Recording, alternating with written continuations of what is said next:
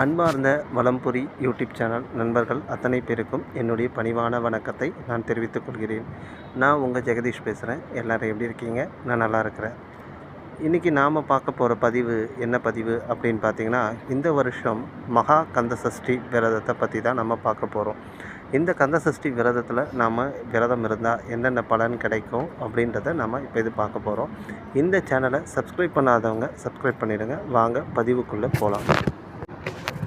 இந்த வருஷம் மகா கந்த சஷ்டி விரதம் எப்பொழுது தொடங்குது அப்படின்னு பார்த்தீங்கன்னா, அக்டோபர் மாதம் 22ஆம் தேதி தொடங்கி 27ஆம் தேதி முடிகிறது.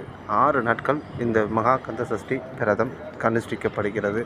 இந்த மகா கந்த சஷ்டி விரதத்தை நாம் கடைப்பிடிச்சோன்னா நமக்கு என்னென்ன பலன்கள் நமக்கு கிடைக்கும், அதை எப்படி நம்ம அதை கடைப்பிடிக்கணும் அப்படின்றத இந்த பதிவில் நாம் பார்க்கலாம். இந்த மகா கந்த சஷ்டி விரதம் முருக பக்தர்களுக்கு ஒரு மிக முக்கியமான ஒரு விரதத்தில் அதுவும் ஒன்று அப்படின்னு சொல்லலாம். முருகப்பெருமானுடைய விரதங்கள் வழிபாடுகள் எல்லாம் பார்த்திங்க அப்படின்னா, கிருத்திகை விரதம் இருப்பாங்க, சஷ்டி விரதம் இருப்பாங்க, வைகாசி விசாகம் இருப்பாங்க. இதுக்கு அடுத்தபடியாக பார்த்திங்க அப்படின்னா நாம் இருக்கிறது பார்த்திங்கன்னா இந்த வருஷத்தில் ஒரு வாட்டி வருகிற மகா கந்த சஷ்டி விரதம். இந்த மகா கந்த சஷ்டி விரதத்தில் நாம் கடைப்பிடிச்சா என்னென்ன பலன்கள் வருது அப்படின்றத பார்க்கலாம்.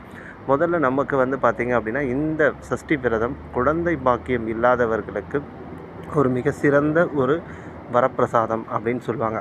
அதாவது ஒரு பழமொழி சொல்லுவாங்க, சட்டியில் இருந்தால்தானே அகப்பையில் வரும் அப்படின்னு சொல்லுவாங்க. அதாவது சட்டியில் இருந்தால்தானே அதை நம்ம எடுத்து நம்ம உணவு பரிமாறக்கூடும் அப்படின்னு சொல்லி ஒரு பழமொழி இருக்கிறது. அதற்கு நேராக சொல்லப்படுகிற ஒரு விஷயம் என்னன்னு பார்த்திங்கன்னா, சஷ்டியில் விரதம் இருந்தால் அகப்பை என்கின்ற கருப்பையில் குழந்தை வளரும் அப்படின்றதுக்கு உண்டான அர்த்தம் தான் அது. சஷ்டியில் நம்ம விரதம் அனுஷ்டிக்கிறோம் இருந்தால் முருகப்பெருமானுடைய அருளால் நமக்கு குழந்தை வரம் கிடைக்கும் அப்படின்றதுக்கு அது அர்த்தமாகும். இப்போ நாம் இந்த சஷ்டி விரதத்தை எப்படி கடைப்பிடிக்கணும் அப்படின்னா, இந்த 6 நாளுமே நம்ம உபவாசம் இருந்தால் நல்லது. உபவாசம் இருக்க முடியலையா, அதுக்காக நம்ம வருத்தப்படக்கூடாது. காலை ஒரு வேளை நம்ம உணவை தவிர்த்துட்டு நாம் பூஜையை தொடங்கலாம். அதாவது காலையில் எப்பவும் போல் பிரம்ம முகூர்த்தத்தில் எழுந்து குளிச்சுட்டு நம்ம முருகப்பெருமானுக்கு என்னென்ன பிடிக்குமோ, அவருக்கு செவ்வரளி பூ பிடிக்கும், அதனால் செவ்வரளி பூ மாலையை அவருக்கு போடலாம்.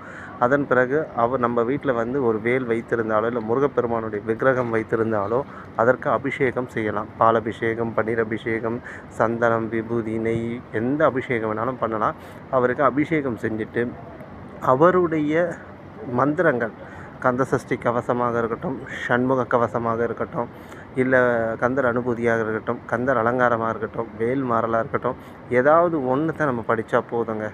அதன் பிறகு பார்த்திங்க அப்படின்னா தொடர்ந்து 6 நாளும் நம்ம இதை ஒரே வேலை செஞ்சால் போதும். 2 வேலை செய்யணும்னு அவசியம் இல்லை. 2 வேலை செய்ய முடிஞ்சால் செய்யலாம். ஒரு வேலை செஞ்சுட்டு நமக்கு அவருக்கு ஏதாவது ஒரு நெய்வேத்தியமாக நம்ம படைக்கணும். அது பொங்கலாக இருக்கலாம், சக்கரை பொங்கலாக இருக்கலாம், இல்லை சுண்டலாக இருக்கலாம், இல்லை புளி சாதமாக இருக்கலாம், இல்லை எலுமிச்சை சாதமாக இருக்கலாம். ஏதாவது ஒரு பலகாரத்தை நாம் அவருக்கு படைத்து அவர்கிட்ட நம்மளுடைய கோரிக்கையை வேண்டிக்கணும். அதாவது வெறும் குழந்தை பாக்கியத்திற்கு மட்டுமல்ல, மற்ற விஷயங்களுக்கும் நம்ம வேண்டிக்கலாம். ஒரு சொந்த வீடு வாங்கணுன்றதுக்காக வேண்டிக்கலாம், இல்லை ஒரு வேலையில் இம்ப்ரூவ்மெண்ட் கிடைக்கணும் அப்படின்றதுக்காக வேண்டிக்கலாம், நம்ம குழந்தைங்களுக்கு நல்ல கல்வி கிடைக்கணும் அப்படின்னு வேண்டிக்கலாம், குழந்தைங்களுக்கு நல்ல ஸ்கூலோ காலேஜோ அட்மிஷன் கிடைக்கணும் அப்படின்னு வேண்டிக்கலாம், நம்மளுடைய வேலையில் நமக்கு ப்ரமோஷன் கிடைக்கணும் அப்படின்றதுக்காகவும் வேண்டிக்கலாம். எதுக்கு வேணாலும் வேண்டிக்கலாம். நோய் நொடி இல்லாமல் நம்ம வாழணும் அப்படின்றதுக்கும் வேண்டிக்கலாம். இப்படி முருகப்பெருமானுக்கு நம்ம இந்த விஷயங்களுக்காக நாம் வேண்டி விரதம் இருந்தோம் அப்படின்னா நமக்கு நன்மையே பயக்கும் அப்படின்றத சொல்லலாம். ஏதாவது ஒரே ஒரு கவசத்தையாவது நம்ம படிக்கணும். ஒன்று கந்த சஷ்டி கவசம் படிக்கணும், இல்லை சண்முக கவசம் படிக்கணும், அப்படி இல்லைன்னா வேல்மாறல் படிக்கலாம்.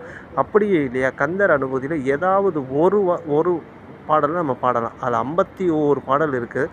ஏதாவது ஒரு பாடலை நம்ம பாடலாம். கந்தர் அனுபூதியில் பாடலாம், திருப்புகழில் ஏதாவது ஒரு பாடலை பாடலாம். முருகப்பெருமானுக்கு எதை பாடினாலும் அவர் ஏற்றுக்கொள்வார். மனதார வேண்டிக்கிட்டு நம்பிக்கையோடு செய்தோம் அப்படின்னா நமக்கு நிச்சயமாக பலன் இருக்குது. இந்த கந்த சஷ்டி விரதத்தை நாம் கடைப்பிடிச்சி நம்மளுடைய வாழ்க்கையில் மென்மேலும் உயரணும் அப்படின்னு சொல்லி எல்லாம் வல்ல இறைவனை வேண்டிக்கிறேன். நன்றி, வணக்கம். வாழ்க வளமுடன், வாழ்க வளமுடன், வாழ்க வையகம்.